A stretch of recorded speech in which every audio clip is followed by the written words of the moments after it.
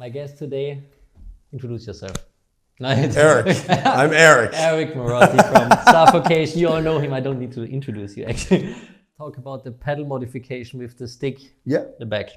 Yeah, it's like this much of a drumstick here. I cut, put it under the pedal, like pretend that's a pedal. You just go like this. Boop. Like that. And then I cut it so it's underneath. And then I glue it and then I tape it. And there it is. And it's lifted a little bit for my heel to do this without hitting the ground before I can make the stroke.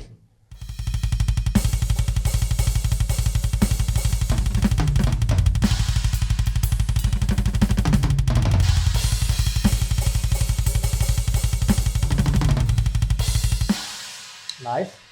And now that was an important detail for our students. For the really slow stuff, your foot is on the footboard all the time. For the faster stuff, your heel is like in the back. Yeah.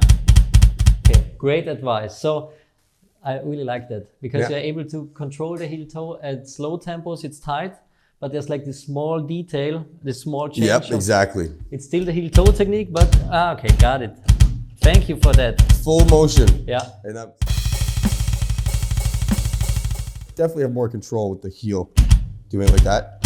Got it. Yeah. Because you can stop it. When you're doing this, especially with the mesh heads, it's hard to get that that control of the bounce.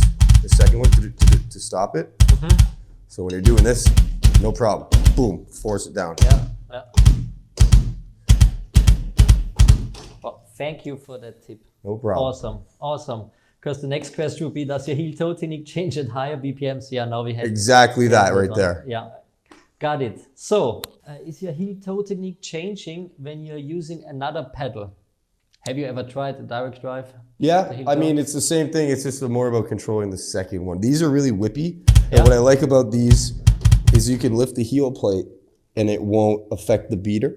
You know what I mean? With direct drives, if you lift the heel plate, the beater comes back with you. I have X's, for example. Yeah, exactly. So I find getting the control of the second bounce and stopping it with direct drive has always been a nightmare for me. It's always been not something I like the feel of, or even when I do the whip, if it's like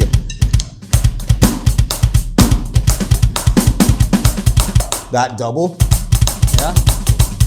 I'm doing it with full heel toe.